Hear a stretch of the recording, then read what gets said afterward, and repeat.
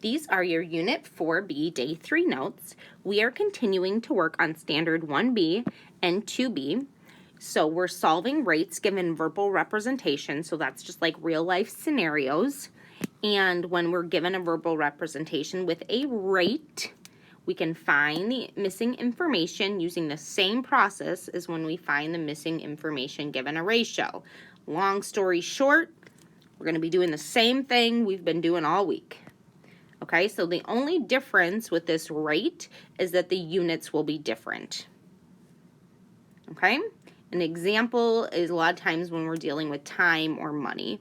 In time, like let's say you're going to minutes to seconds, or money, we're going from dollars to pesos, etc. So please make sure that you have this information in your notes, and then we'll get started. All right, so Christina, lucky duck, she's going on a trip to London, England. She goes to her local bank and finds the exchange rate is 0.77 British pounds for every US dollar.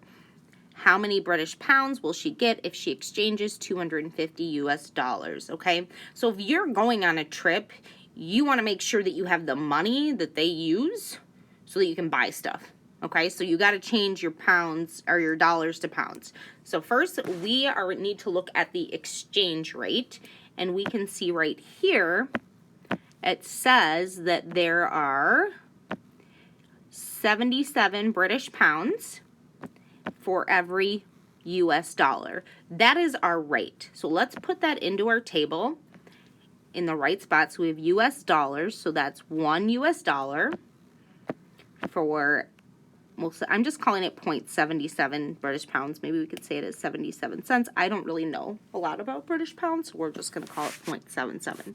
Perfect. All right, so now we've set up the exchange rate. If you got a dollar, you get 0.77 British pounds. All right, now we need to figure out, okay, now she's got $250. How much pounds is she going to get? She wants to know that so she can budget her trip. How often does she get to go out to eat? What can she visit, etc. 250 will go right here. All right, and like I said, we are going to be doing the exact same thing we have been doing the entire week. So we'll put an X there, and let's go ahead and let's set this up. All right, so we're looking at dollars to pounds. That's the name of the London currency. All right, and what is our ratio? We put it in the table. Or our rate, it's 1.77 pounds.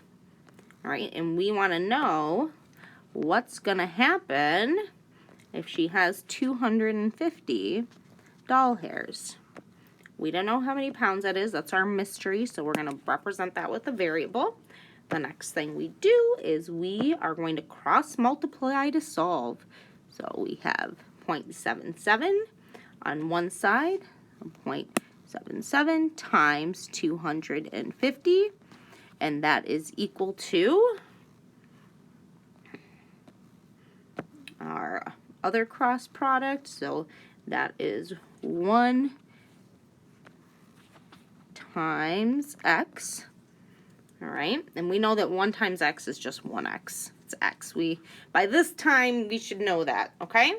So 0.77 times 250 is 192.5, and that is equal to 1x. And we know by now that that is just a plain x. 1x is 1x. All right, so x is equal to 192.5. What does x represent? X represents the amount of British pounds she will get for $250. Okay? Please make sure that you have all of this information recorded in your notes before you move on. Okay, let's do another one together. We have Tommy can type a 700-word essay in 8 minutes. How long will it take him to type a 2,100-word essay? So we have a blank chart here. So the first thing we need to figure out is what is being compared. So we have 700 word essay in 8 minutes. So we're comparing words to minutes. I'm going to go ahead and write that in my table because we need to know what we're comparing or else we can't set up our proportions. So we have words to minutes. And I'm just going to put minutes. And how many words do we know? Okay, it said 700 word essay. So 700 to how many minutes? 8. Perfect. Now let's keep going. So Tommy can type 700 word essay in just 8 minutes. How long will it take him to type a 2,100 word essay? All right. So here we're given the words. We need to put that in the word spot. So 2,100. And we want to know how long it's going to take him. We don't know how long. And what is the unit of time? Minutes. So how long? We don't know. So we'll put our variable in. And guess what you do next? Dun dun dun dun. You set up a proportion and then you solve by cross multiplying. Okay? I set up my ratio, words to minutes, 700 words to 8 minutes. 2,100 words, how many minutes is that going to be? So make sure you have this set up, and then, like I said, we're going to cross multiply to solve. So we have 8 times 2,100 on one side, or 2,100, and on the other side we have 700 times x. All right, so we set up our equation based upon our cross products. I'm going to put a line down the center. I keep forgetting to do that to keep it organized.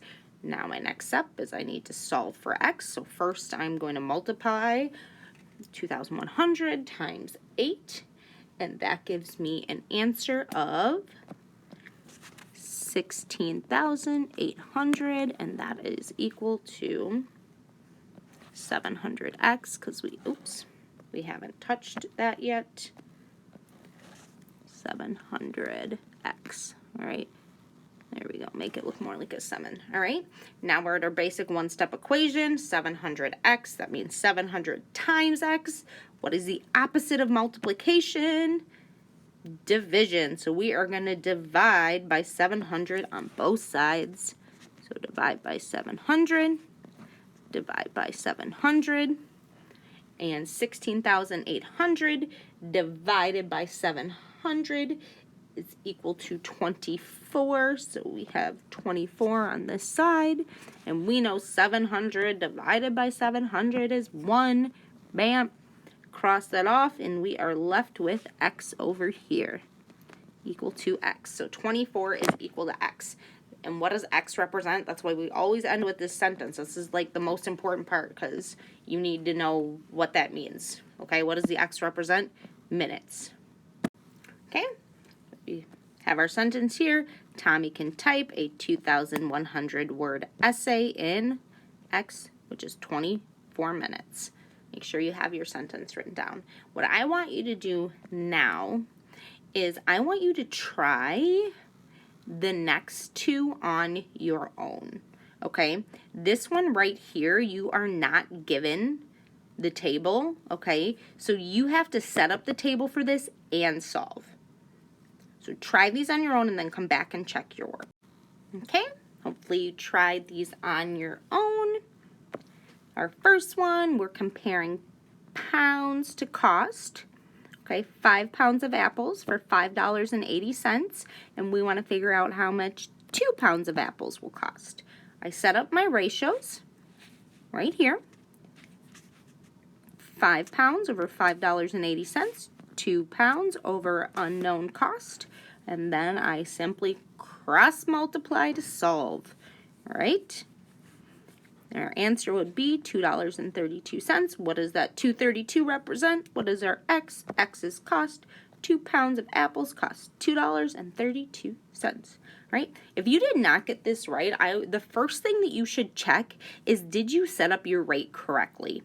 Okay? Your pounds have to stay with your pounds. Your cost has to stay with your cost, okay? Remember, these rates have different units, and you have to line up your units correctly or you will not get the right answer, all right? And then let's go to the next one. I did not make a table here, and you don't have to make a table if you set up your rate like miles to hours. We know it's 32 miles to 4 hours, so we're comparing miles to hours. 32 miles to 4 hours. All right, and then it says how long. We don't know how long it is. Long is our time, hours, so we'll put the X there. And how long will it take her to run 160 miles? So 160 goes here because remember, miles are on top and hours are on bottom. And then we do what we've been doing all week. We cross multiply to solve, and we get 20 equals X. What does that mean? It'll take Carol 20 hours to run 160 miles. That is a lot of running for a long, long time. Way to go, Carol. Okay, so here we have two more problems.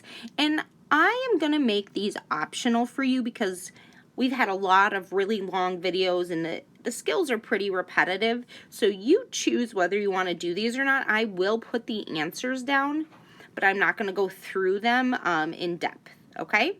So these are optional. Pause the video, try them, and check your work if you'd like. If not, just put an X through this page if you feel like, I got this, Miss Pricing. Okay, if you chose to try these on your own, the answer is Sonia paid $77.50 for 25 boxes of cookies, and Elise can bake 96 cupcakes in 180 minutes, okay? The work for each problem is right here. It's highlighted so you can see what goes with what. I know it's not the best handwriting, but hopefully the highlighted areas will help you understand any mistake you might have made. All right, if you want more practice, go to IXL, Level H, R.11, Unit Rates, Word Problems.